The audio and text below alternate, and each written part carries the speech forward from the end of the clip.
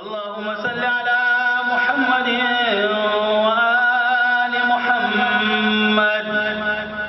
اللهم صل على محمد وآل محمد وعجل فرجهم يا من تحل به عقد المكاره ويا من يكفر به حد الشدائد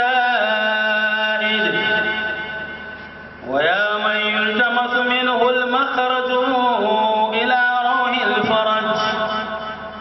ذلت لقدرتك الصعاب وتسببت بلطفك الأسباب وجرى بقدرتك القضاء ومضت على إرادتك الأشياء فهي بمشيئتك دون قولك مؤتمرة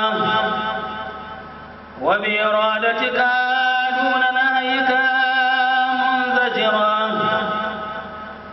أنت المدعو للمهمات وأنت المفضع في الملمات.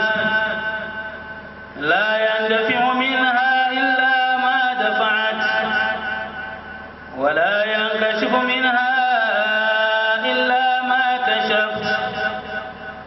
وقد نزل بي يا ربي ما قد تأكدني ثقله وألم بي ما قد بهضني حمله.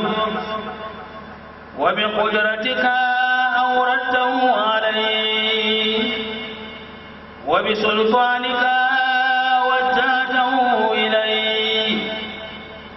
فلا مصدر لما أوردته ولا صارف لما وجهت ولا فاتح لما أغلق ولا مغلق لما فتحت ولا ميسر لما عسرت ولا ناصر لمن خذلت. فصل على محمد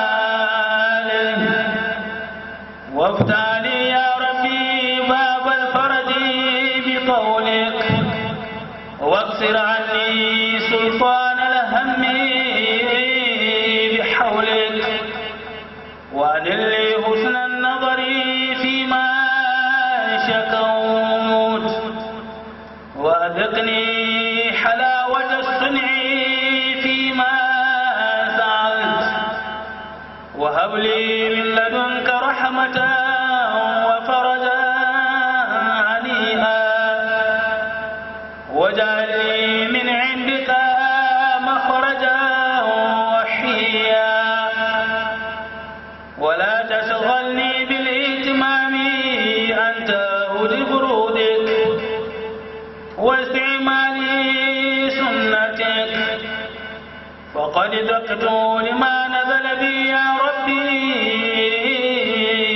زرعا وامتلأت بحول ما هدك علي هما وأنت القادر على كشف ما منيت به ودفعي ما وقعت فيه فافعل بي ذلك وإن لم أستوجب منك يا ذا العرش العظيم وذا المن الكريم فأنت قادر يا أرحم الراحمين. آمين يا رب العالمين. وصلى الله على سيدنا محمد وآل بيته الطيبين الطاهرين. اللهم صل على محمد وآل محمد وعجل فرجهم. اللهم قل لوليك الحجة بن الحسن صلواتك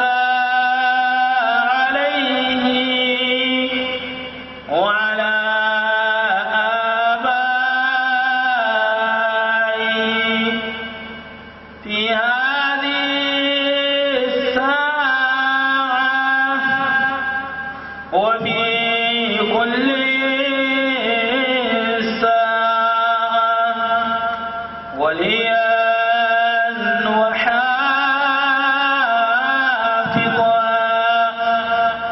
وقائدا وناصرا ودليلا وعينا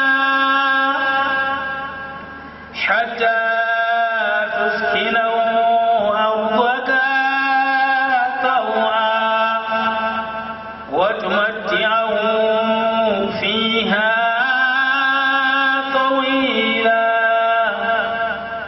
برحمتك يا أرحم الراحمين. اللهم صل على محمد وآل محمد بمؤسسة الرسول الأعظم صلى الله عليه وآله وسلم. والسلام عليكم ورحمة الله تعالى وبركاته.